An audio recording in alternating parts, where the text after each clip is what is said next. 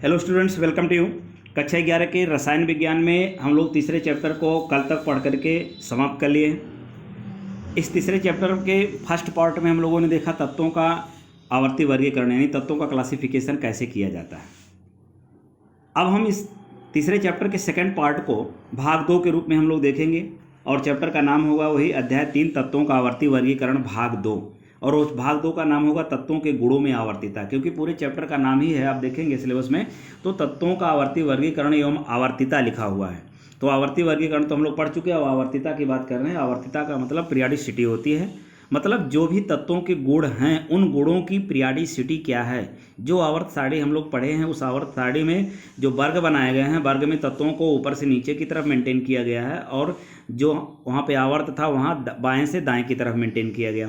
तो जो तत्वों के गुण हैं वो ऊपर से नीचे चलने पर या बाएं से दाएं चलने पर क्या परिवर्तन उनमें होता है, इसी चीज़ को हम लोग यहाँ पर पढ़ेंगे। देख रहे हैं यहाँ पे कि अगर इनको हम देखें थोड़ा सा इंट्रोड्यूस के देख लें तो देख रहे हैं कि जो तत्व हैं उनके परमाणु क्रमांकों के बढ़ते हुए क्रम में रखा गया था। तो बढ़ते हुए क्रम में रखने पर उनके भौतिक और रासायनिक गुणों में पुनरावृत्ति देखी जा सकती है।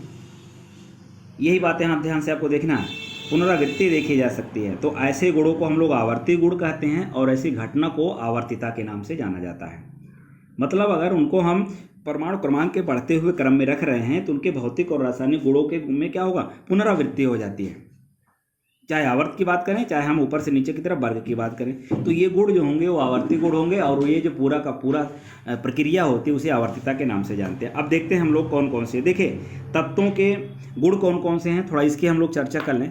कोई भी तत्व है उसके पास क्या है, उसके पास कक्षा 9 से पढ़ करके हम लोग आए हैं कि एक नाभिक होता है, नाभिक में प्रोटॉन और न्यूट्रॉन होता है और बाहर जो है इलेक्ट्रॉन वित्तीय कक्षाओं में चक्कर मारता है। किसी भी तत्व के पास क्या क्या होते हैं, इलेक्ट्रॉन होता है निगेटिवली चार्ज का, प्रोटॉन होता है पॉजिटिवली चार्ज का, न्यूट्रॉन होता है इसके अंदर न्यूट्रल होता है, उदासीन होता है, इसी से मिलकर बना हुआ है।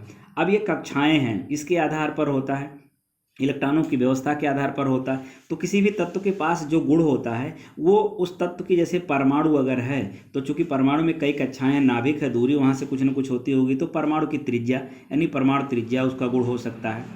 इसके अलावा जो है परमाणु की त्रिज्या के साथ साथ हम लोग देखें और गुणों की बात करें तो उसकी संयोजकता होती है। संयोजकता के अलावा अगर हम लोग देखेंगे उसमें उसकी इलेक्ट्रोनिगेटिविटी या विद्युत ऋणात्मकता होती है। इसके अलावा अगर हम देखेंगे तो इलेक्ट्रॉन एफिनिटी या इलेक्ट्रॉन बंधुता होती है। इसके अलावा हम लोग देखेंगे उस जो तत्व होगा उसका कोई न कोई एक मेल्टिंग पॉइंट होगा। कुछ ऐसे तत्व होंगे जिनके जो है बॉइलिंग पॉइंट होंगे। इस तरह से उनकी अगर हम लोग देखेंगे एटॉमिक रेडियाई होगा। तो कुल मिला जुला करके ये कुछ ऐसे गुण हैं कि जो तत्वों के हैं और इन्हीं गुणों को हम लोग देखेंगे किसी वर्ग में क्या सिचुएशन होती है, अर्थात ऐसे कि ये ऊपर से नीचे अगर रखे गए हैं तो क्या सिचुएशन आती है, और अगर हम बाएं से दाएं की तरफ अगर उसको देख रहे हैं तो क्या सिचुएशन आती है, इधर से इधर चलने पर और उधर से इधर चलने पर क्या चेंजिंग आती है, यही पढ़ना है। ठीक, तो गुणों को एक बार थोड़ा सा हम लोग देख लेंगे कि ये गुण ऐसे हैं कि जो तत्वों में पाए जाते हैं, इसके अलावा तत्वों के और कोई गुण नहीं होते। अब इनमें एक एक गुणों की हम लोग बात कर ले रहे हैं। देखिए सबसे पहले अगर हम बात करें प्रभावी नाभिकीय आवेश का, तो प्रभावी नाभिकीय आवेश में क्या है कि नाभिकीय आवेश का एक ऐसा भाग होता है जो बाह्यतम इलेक्ट्रॉनों पर प्रभाव डालता है। ध्यान दीजिए, नाभिक जो है उस नाभिकीय आवेश, अब यहाँ पे देखिए ये नाभिक है, यहाँ धन चार्ज है और इलेक्ट्रॉन यहाँ भी है, यहाँ भी, यहाँ भी, यहाँ भी, यानी सारे कक्षाओं में इलेक्ट्रॉन चल रहे हैं। तो इस बाह्यतम नाभिक का जो आवेश है, इस आवेश का वह भाग, चूंकि आवेश यहाँ भी होगा, देखिए यहाँ भी हो सकता है, यहाँ भी हो सकता है, यहाँ भी हो सकता है, यहाँ भी, तो नाभिक का आवेश का वह भाग जो बाह्यतम कोश के इलेक्ट्रॉनों पर अपना प्रभाव डालता है, यानी इलेक्ट्रॉन पर प्रभाव डालता है। अब जैसे अगर यहाँ का देखेंगे तो यहाँ के बाह्यतम कोश में प्रभाव डालेगा, यहाँ देखेंगे तो यहाँ प्रभाव डालेगा, यहाँ का देखेंगे तो यहाँ प्रभाव डालेगा, यहाँ देखेंगे तो यहाँ प्रभाव डालेगा। ऐसा नहीं कि यहाँ का प्रभाव वहाँ ज़्यादा पड़ेगा, यहाँ का प्रभाव यहाँ ज़्यादा, चूँकि ये पॉजिटिवली है और यहाँ निगेटिव है, तो धन और ऋण यानी पॉजिटिव और निगेटिव में क्या होता है, अट्रैक्शन होता है, आकर्षण होता है। तो आकर्षण यहाँ का ज़्यादा होगा कि यहाँ से यहाँ का, यहाँ से यहाँ का, क्योंकि ये नज़दीक में है। तो इसी नाभिक के आवेश का वह भाग जो बाह्यतम कोश पर अपना आकर्षण ज़्यादा करता है या प्रभाव डालता है, उसी को प्रभावी नाभिकीय आवेश कहा जाता है।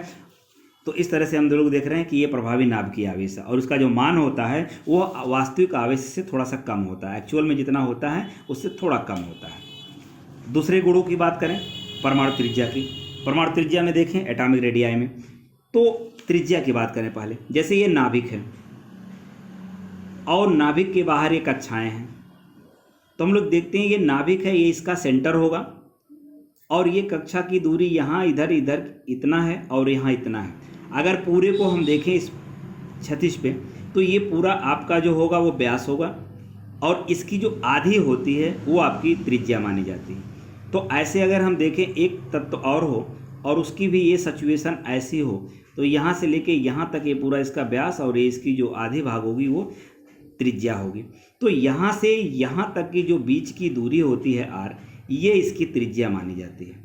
ठीक है, तो अब परिभाषा के रूप में देखते हैं। अगर परमाणु त्रिज्या की बात करें तो किसी परमाणु के नाभिक और उसके बाह्यतम कोष, जैसे यहाँ पे फिगर में दिखाई दे रहा है नाभिक और बाह्यतम कोष, ये परमाणु के नाभिक और बाह्यतम कोष में इलेक्ट्रॉनों के मध्य की दूरी, अब देख रहे हैं ये नाभिक है और बाह्यतम कोष है। अब यहाँ से लेके यहाँ तक की जो दूरी है, यही दूरी क्या कहलाएगी? परमाणु त्रिज्या कहलाएगी। यही दूरी क्या कहलाएगी? परमाणु त्रिज्या कहलाएगी। इस तरह से ये परमाणु त्रिज्या है। तो ये डेफिनेशन क्या होगा कि किसी परमाणु के नाभिक और उसके बाह्यतम कोष के इलेक्ट्रॉनों के मध्य की दूरी को ही क्या कहा जाता है? परमाणु त्रिज्या कहा जाता है। तो ये पूरा का पूरा त्रिज्या, ये पूरा का पूरा त्रिज्या।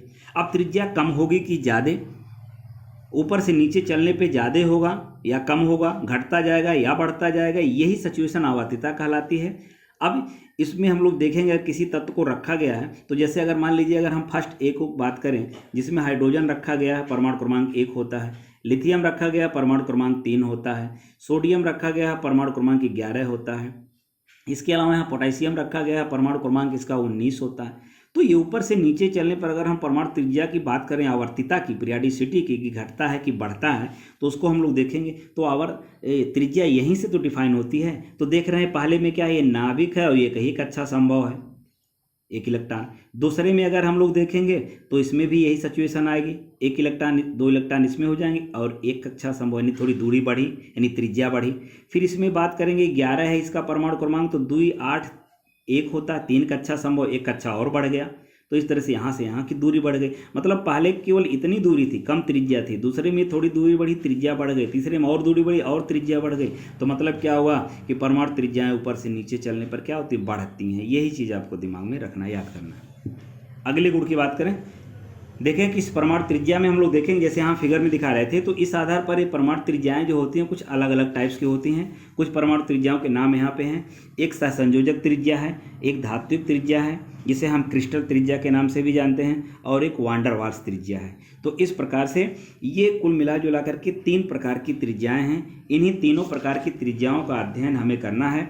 तो हम लोग देख रहे हैं कि सबसे पहले सहसंयोजक त्रिज्या, फिर धात्विक त्रिज्या और क्रिस्टल त्रिज्या, फिर वांडर वाल त्रिज्या। तो इन सारे तीनों त्रिज्याओं का हम लोग विथ एग्जाम्पल पूरा डिटेल इसके नेक्स्ट वीडियो में करेंगे। तब तक के लिए थैंक यू, धन्यवाद।